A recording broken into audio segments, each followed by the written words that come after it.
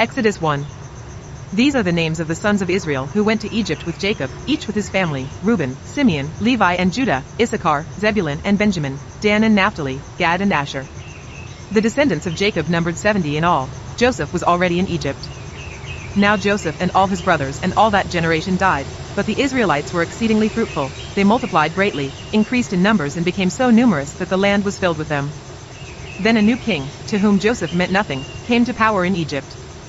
Look, he said to his people, the Israelites have become far too numerous for us. Come, we must deal shrewdly with them or they will become even more numerous and, if war breaks out, will join our enemies, fight against us and leave the country. So they put slave masters over them to oppress them with forced labor, and they built Pithom and Ramesses as store cities for Pharaoh. But the more they were oppressed, the more they multiplied and spread, so the Egyptians came to dread the Israelites and worked them ruthlessly. They made their lives bitter with harsh labor in brick and mortar and with all kinds of work in the fields. In all their harsh labor the Egyptians worked them ruthlessly. The king of Egypt said to the Hebrew midwives, whose names were Shiphrah and Puah, when you are helping the Hebrew women during childbirth on the delivery stool, if you see that the baby is a boy, kill him, but if it is a girl, let her live. The midwives, however, feared God and did not do what the king of Egypt had told them to do. They let the boys live. Then the king of Egypt summoned the midwives and asked them, why have you done this? Why have you let the boys live? The midwives answered Pharaoh, Hebrew women are not like Egyptian women. They are vigorous and give birth before the midwives arrive. So God was kind to the midwives and the people increased and became even more numerous. And because the midwives feared God, he gave them families of their own. Then Pharaoh gave this order to all his people, every Hebrew boy that is born you must throw into the Nile, but let every girl live. Exodus 2. Now a man of the tribe of Levi married a Levite woman, and she became pregnant and gave birth to a son. When she saw that he was a fine child, she hid him for 3 months. But when she could hide him no longer, she got a papyrus basket for him and coated it with tar and pitch. Then she placed the child in it and put it among the reeds along the bank of the Nile. His sister stood at a distance to see what would happen to him. Then Pharaoh's daughter went down to the Nile to bathe, and her attendants were walking along the riverbank. She saw the basket among the reeds and sent her female slave to get it. She opened it and saw the baby. He was crying, and she felt sorry for him. This is one of the Hebrew babies, she said. Then his sister asked Pharaoh's daughter, shall I go and get one of the Hebrew women to nurse the baby for you? Yes, go, she answered.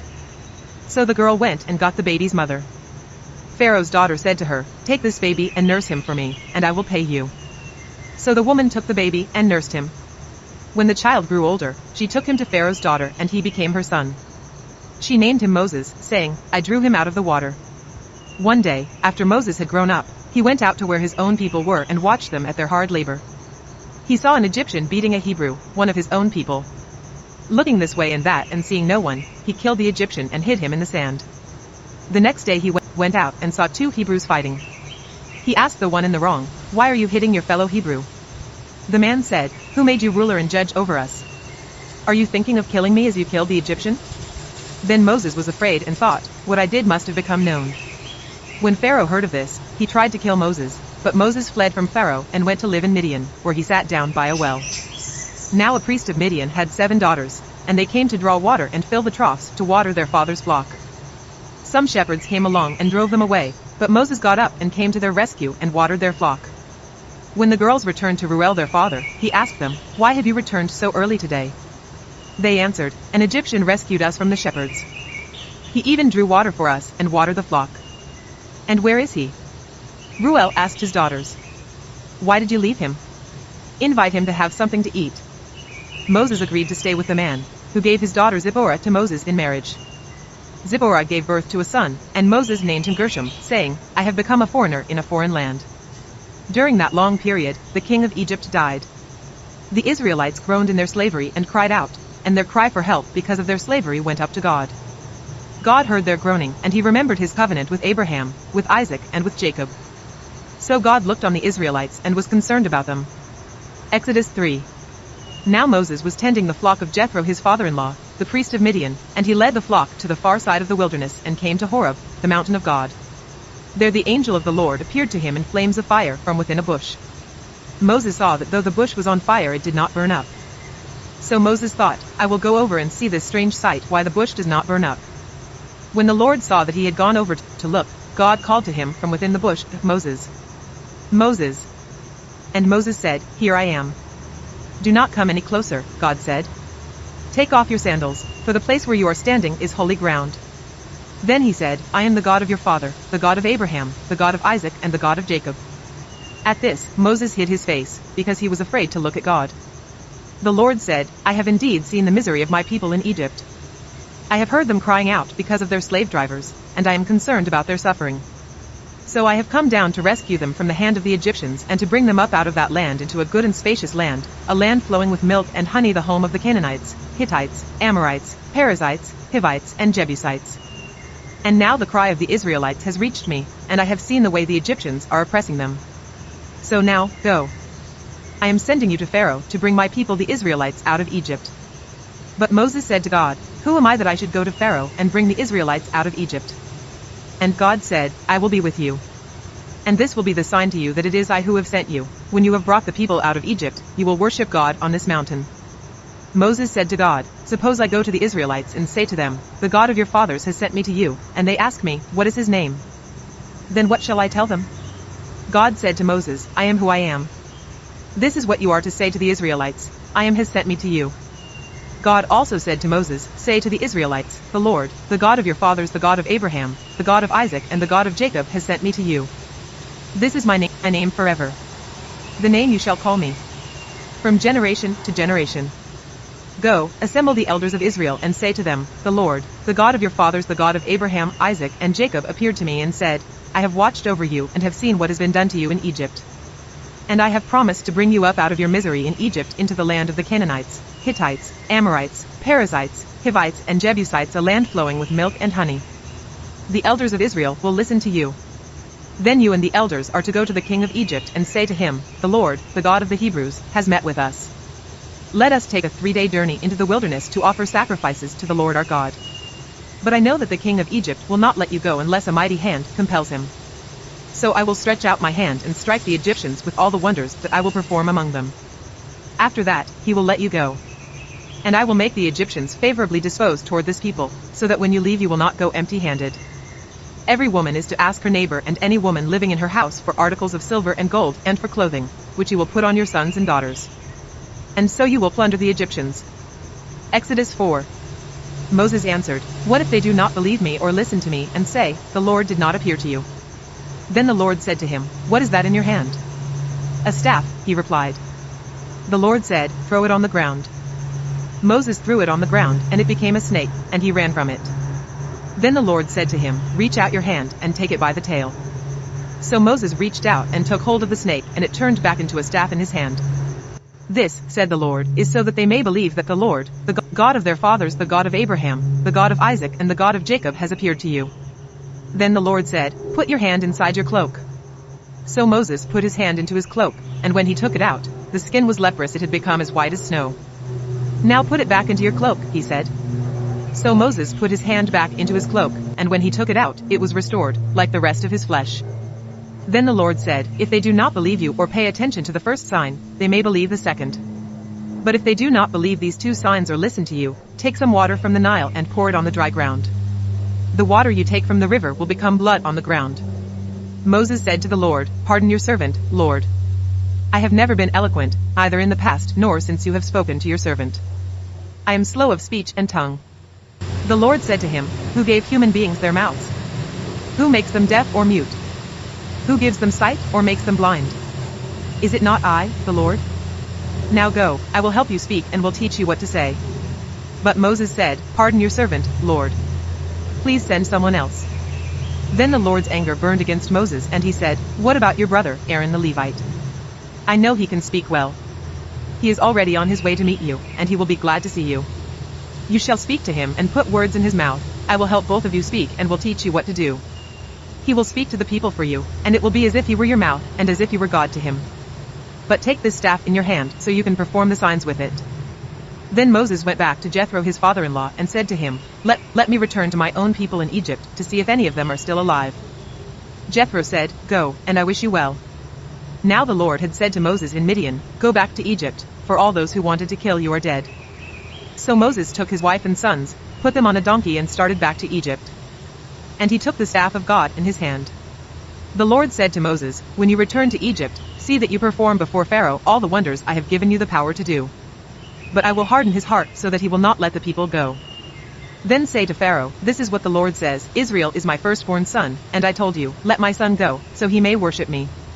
But you refused to let him go, so I will kill your firstborn son. At a lodging place on the way, the Lord met Moses and was about to kill him. But Zipporah took a flint knife, cut off her son's foreskin and touched Moses' feet with it. Surely you are a bridegroom of blood to me, she said. So the Lord let him alone. At that time she said bridegroom of blood, referring to circumcision. The Lord said to Aaron, go into the wilderness to meet Moses. So he met Moses at the mountain of God and kissed him. Then Moses told Aaron everything the Lord had sent him to say, and also about all the signs he had commanded him to perform. Moses and Aaron brought together all the elders of the Israelites, and Aaron told them everything the Lord had said to Moses. He also performed the signs before the people, and they believed. And when they heard that the Lord was concerned about them and had seen their misery, they bowed down and worshipped. Exodus 5. Afterward Moses and Aaron went to Pharaoh and said, this is what the Lord, the God of Israel, says, let my people go, so that they may hold a festival to me in the wilderness. Pharaoh said, who is the Lord, that I should obey him and let Israel go? I do not know the Lord, and I will not let Israel go. Then they said, the God of the Hebrews has met with us. Now let us take a 3-day journey into the wilderness to offer sacrifices to the Lord our God, or he may strike us with plagues or with the sword. But the king of Egypt said, Moses and Aaron, why are you taking the people away from their labor? Get back to your work. Then Pharaoh said, look, the people of the land are now numerous, and you are stopping them from working. That same day Pharaoh gave this order to the slave drivers and overseers in charge of the people, you are no longer to supply the people with straw for making bricks, let them go and gather their own straw. But require them to make the same number of bricks as before, don't reduce the quota. They are lazy, that is why they are crying out, let us go and sacrifice to our God. Make the work harder for the people so that they keep working and pay no attention to lies. Then the slave drivers and the overseers went out and said to the people, this is what Pharaoh says, I will not give you any more straw. Go and get your own straw wherever you can find it, but your work will not be reduced at all. So the people scattered all over Egypt to gather stubble to use for straw. The slave drivers kept pressing them, saying, complete the work required of you for each day, just as when you had straw. And Pharaoh's slave drivers beat the Israelite overseers they had appointed, demanding, why haven't you met your quota of bricks yesterday or today, as before? Then the Israelite overseers went and appealed to Pharaoh, why have you treated your servants this way? Your servants are given no straw, yet we are told, make bricks. Your servants are being beaten, but the fault is with your own people. Pharaoh said, lazy, that's what you are, lazy. That is why you keep saying, let us go and sacrifice to the Lord. Now get to work. You will not be given any straw, yet you must produce your full quota of bricks. The Israelite overseers realized they were in trouble when they were told, you are not to reduce the number of bricks required of you for each day. When they left Pharaoh, they found Moses and Aaron waiting to meet them, and they said, may the Lord look on you and judge you. You have made us obnoxious to Pharaoh and his officials and have put a sword in their hand to kill us. Moses returned to the Lord and said, why, Lord, why have you brought trouble on this people? Is this why you sent me? Ever since I went to Pharaoh to speak in your name, he has brought trouble on this people, and you have not rescued your people at all. Exodus 6. Then the Lord said to Moses, now you will see what I will do to Pharaoh, because of my mighty hand he will let them go, because of my mighty hand he will drive them out of his country. God also said to Moses, I am the Lord. I appeared to Abraham, to Isaac and to Jacob as God Almighty, but by my name the Lord I did not make myself fully known to them. I also established my covenant with them to give them the land of Canaan, where they resided as foreigners.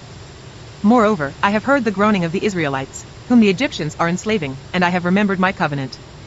Therefore, say to the Israelites, I am the Lord, and I will bring you out from under the yoke of the Egyptians.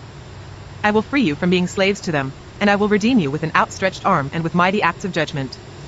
I will take you as my own people, and I will be your God. Then you will know that I am the Lord your God, who brought you out from under the yoke of the Egyptians. And I will bring you to the land I swore with uplifted hand to give to Abraham, to Isaac and to Jacob. I will give it to you as a possession. I am the Lord. Moses reported this to the Israelites, but they did not listen to him because of their discouragement and harsh labor. Then the Lord said to Moses, go, tell Pharaoh king of Egypt to let the Israelites go out of his country. But Moses said to the Lord, if the Israelites will not listen to me, why would Pharaoh listen to me, since I speak with faltering lips? Now the Lord spoke to Moses and Aaron about the Israelites and Pharaoh king of Egypt, and he commanded them to bring the Israelites out of Egypt. These were the heads of their families. The sons of Reuben, the firstborn son of Israel, were Hanok and Palu, Hezron and Carmi. These were the clans of Reuben. The sons of Simeon were Jemuel, Jamin, Ohad, Jachin, Zohar, and Shaul the son of a Canaanite woman. These were the clans of Simeon. These were the names of the sons of Levi according to their records, Gershon, Kohath, and Merari. Levi lived years. The sons of Gershon, by clans, were Libni and Shimi. The sons of Kohath were Amram, Izhar, Hebron, and Uzziel. Kohath lived years. The sons of Merari were Mali and Mushi. These were the clans of Levi according to their records. Amram married his father's sister Jochebed, who bore him Aaron and Moses. Amram lived years. The sons of Izhar were Korah, Nepheg, and Zikri. The sons of Uzziel were Mishael, Elzaphan, and Sithri. Aaron married Elisheba, daughter of Amminadab and sister of Nashon, and she bore him Nadab and Abihu, Eleazar, and Ithamar. The sons of Korah were Asur, Elkanah, and Abiasaph. These were the Korahite clans. Eleazar son of Aaron married one of the daughters of Putiel, and she bore him Phinehas. These were the heads of the Levite families, clan by clan. It was this Aaron and Moses to whom the Lord said, "Bring the Israelites out of Egypt by their divisions." They were the ones who spoke to Pharaoh king of Egypt about bringing the Israelites out of Egypt, this same Moses and Aaron. Now when the Lord spoke to Moses in Egypt, he said to him, "I am the Lord. Tell Pharaoh king of Egypt everything I tell you." But Moses said to the Lord, "Since I speak with faltering lips, why would Pharaoh listen to me?" Exodus 7. Then the Lord said to Moses, "See, I have made you like God to Pharaoh, and your brother Aaron will be your prophet. You are to say everything I command you, and your brother Aaron is to tell Pharaoh to let the Israelites go out of his country. But I will harden Pharaoh's heart, and though I multiply my signs and wonders in Egypt, he will not listen to you. Then I will lay my hand on Egypt, and with mighty acts of judgment I will bring out my divisions, my people the Israelites. And the Egyptians will know that I am the Lord when I stretch out my hand against Egypt and bring the Israelites out of it." Moses and Aaron did just as the Lord commanded them. Moses was 80 years old and Aaron 83 when they spoke to Pharaoh. The Lord said to Moses and Aaron, "When Pharaoh says to you, 'Perform a miracle,' then say to Aaron, 'Take your staff and throw it down before Pharaoh, and it will become a snake.'" So Moses and Aaron went to Pharaoh and did just as the Lord commanded. Aaron threw his staff down in front of Pharaoh and his officials, and it became a snake. Pharaoh then summoned wise men and sorcerers, and the Egyptian magicians also did the same things by their secret arts. Each one threw down his staff and it became a snake. But Aaron's staff swallowed up their staffs. Yet Pharaoh's heart became hard, and he would not listen to them, just as the Lord had said. Then the Lord said to Moses, "Pharaoh's heart is unyielding, he refuses to let the people go.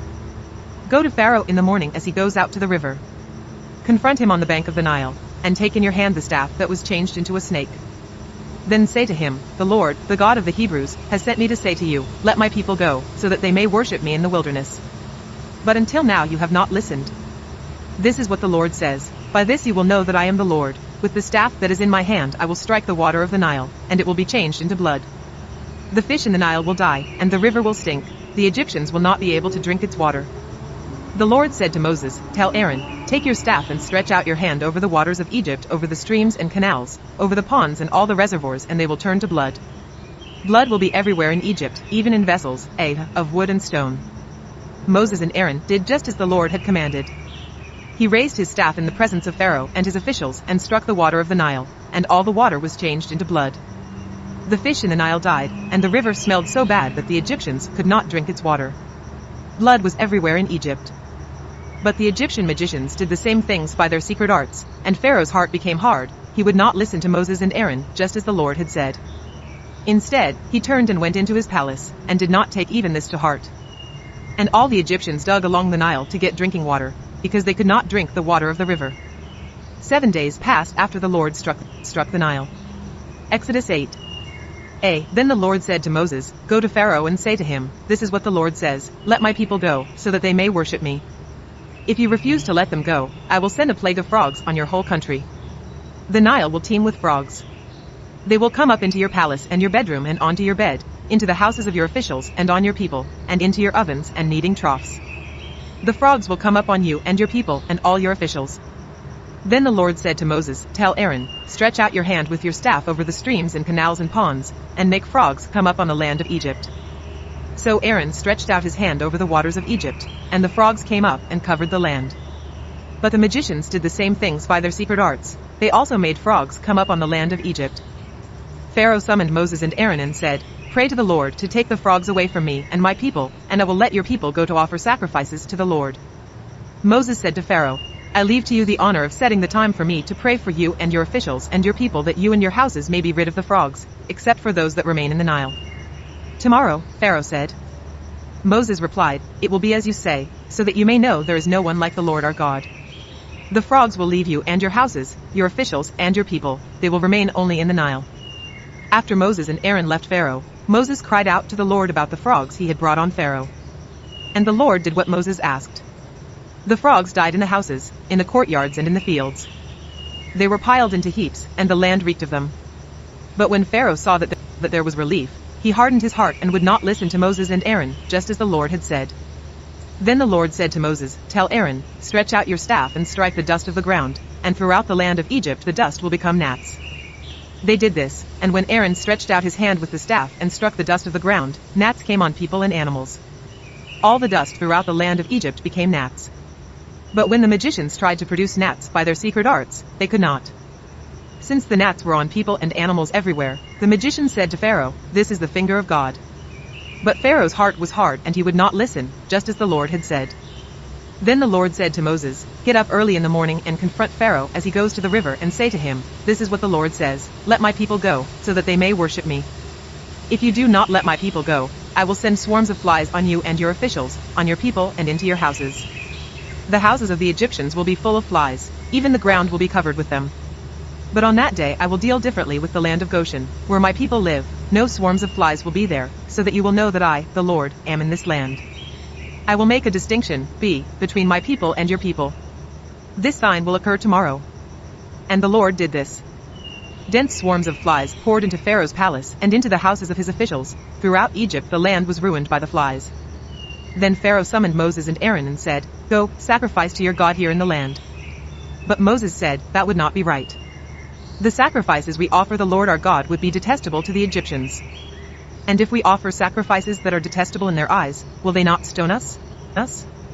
We must take a 3-day journey into the wilderness to offer sacrifices to the Lord our God, as he commands us." Pharaoh said, "I will let you go to offer sacrifices to the Lord your God in the wilderness, but you must not go very far. Now pray for me."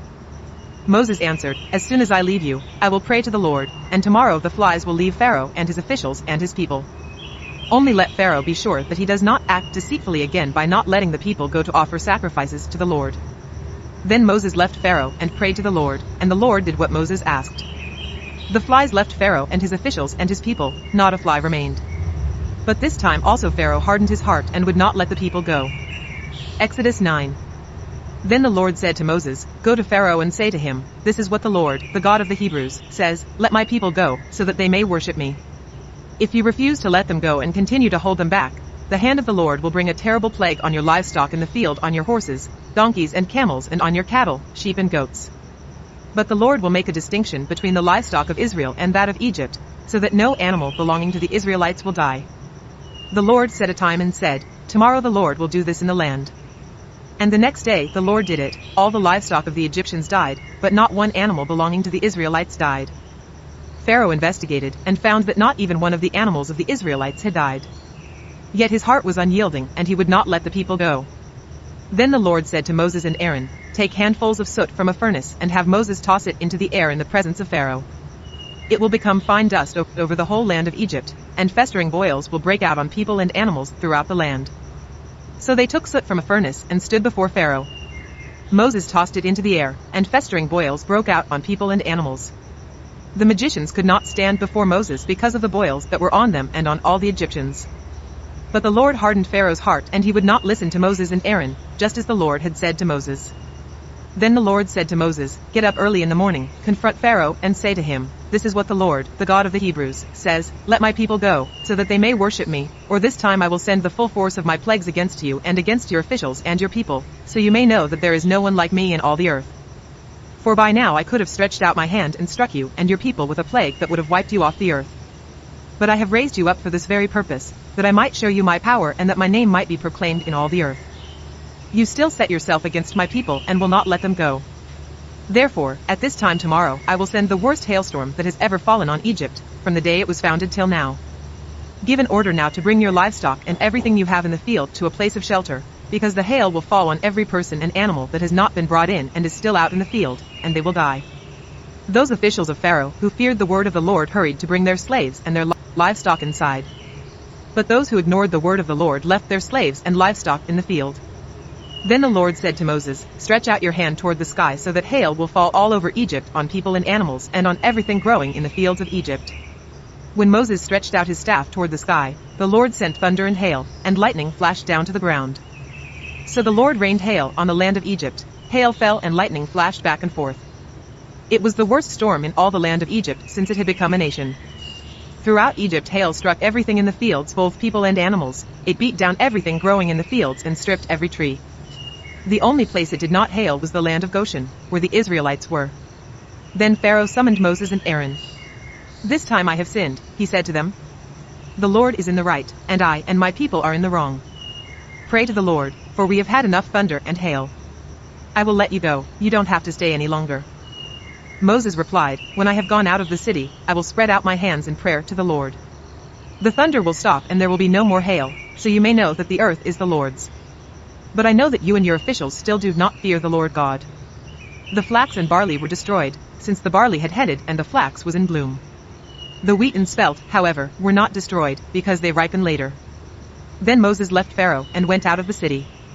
He spread out his hands toward the Lord, the thunder and hail stopped, and the rain no longer poured down on the land. When Pharaoh saw that the rain and hail and thunder had stopped, he sinned again. He and his officials hardened their hearts. So Pharaoh's heart was hard and he would not let the Israelites go, just as the Lord had said through Moses. Exodus 10. Then the Lord said to Moses, "Go to Pharaoh, for I have hardened his heart and the hearts of his officials so that I may perform these signs of mine among them, that you may tell your children and grandchildren how I dealt harshly with the Egyptians and how I performed my signs among them, and that you may know that I am the Lord." So Moses and Aaron went to Pharaoh and said to him, "This is what the Lord, the God of the Hebrews, says, How long will you refuse to humble yourself before me? Let my people go, so that they may worship me. If you refuse to let them go, I will bring locusts into your country tomorrow. They will cover the face of the ground so that it cannot be seen. They will devour what little you have left after the hail, including every tree that is growing in your fields. They will fill your houses and those of all your officials and all the Egyptians, something neither your parents nor your ancestors have ever seen from the day they settled in this land till now." Then Moses turned and left Pharaoh. Pharaoh's officials said to him, "How long will this man be a snare to us? Let the people go, so that they may worship the Lord their God. Do you not yet realize that Egypt is ruined?" Then Moses and Aaron were brought back to Pharaoh. "Go, worship the Lord your God," he said. "But tell me who will be going." Moses answered, "We will go with our young and our old, with our sons and our daughters, and with our flocks and herds, because we are to celebrate a festival to the Lord." Pharaoh said, "The Lord be with you if I let you go, along with your women and children. Clearly you are bent on evil. No. Have only the men go and worship the Lord, since that's what you have been asking for." Then Moses and Aaron were driven out of Pharaoh's presence. And the Lord said to Moses, "Stretch out your hand over Egypt so that locusts swarm over the land and devour everything growing in the fields, everything left by the hail." So Moses stretched out his staff over Egypt, and the Lord made an east wind blow across the land all that day and all that night. By morning the wind had brought the locusts. They invaded all Egypt and settled down in every area of the country in great numbers. Never before had there been such a plague of locusts, nor will there ever be again. They covered all the ground until it was black. They devoured all that was left after the hail, everything growing in the fields and the fruit on the trees. Nothing green remained on tree or plant in all the land of Egypt. Pharaoh quickly summoned Moses and Aaron and said, "I have sinned against the Lord your God and against you. Now forgive my sin once more and pray to the Lord your God to take this deadly plague away from me." Moses then left Pharaoh and prayed to the Lord. And the Lord changed the wind to a very strong west wind, which caught up the locusts and carried them into the Red Sea. Not a locust was left anywhere in Egypt. But the Lord hardened Pharaoh's heart, and he would not let the Israelites go. Then the Lord said to Moses, "Stretch out your hand toward the sky so that darkness spreads over Egypt, darkness that can be felt." So Moses stretched out his hand toward the sky, and total darkness covered all Egypt for 3 days. No one could see anyone else or move about for 3 days. Yet all the Israelites had light in the places where they lived. Then Pharaoh summoned Moses and said, "Go, worship the Lord. Even your women and children may go with you, only leave your flocks and herds behind." But Moses said, "You must allow us to have sacrifices and burnt offerings to present to the Lord our God. Our livestock too must go with us, not a hoof is to be left behind." We have to use some of them in worshiping the Lord our God, and until we get there we will not know what we are to use to worship the Lord." But the Lord hardened Pharaoh's heart, and he was not willing to let them go. Pharaoh said to Moses, "Get out of my sight. Make sure you do not appear before me again. The day you see my face you will die." "Just as you say," Moses replied. "I will never appear before you again." Exodus 11. Now the Lord had said to Moses, "I will bring one more plague on Pharaoh and on Egypt. After that, he will let you go from here, and when he does, he will drive you out completely. Tell the people that men and women alike are to ask their neighbors for articles of silver and gold." The Lord made the Egyptians favorably disposed toward the people, and Moses himself was highly regarded in Egypt by Pharaoh's officials and by the people. So Moses said, "This is what the Lord says, about midnight I will go throughout Egypt. Every firstborn son in Egypt will die, from the firstborn son of Pharaoh, who sits on the throne, to the firstborn son of the female slave, who is at her handmill, and all the firstborn of the cattle as well. There will be loud wailing throughout Egypt, worse than there has ever been or ever will be again. But among the Israelites not a dog will bark at any person or animal. Then you will know that the Lord makes a distinction between Egypt and Israel. All these officials of yours will come to me, bowing down before me and saying, 'Go, you and all the people who follow you.' After that I will leave." Then Moses, hot with anger, left Pharaoh. The Lord had said to Moses, "Pharaoh will refuse to listen to you so that my wonders may be multiplied in Egypt." Moses and Aaron performed all these wonders before Pharaoh, but the Lord hardened Pharaoh's heart, and he would not let the Israelites go out of his country.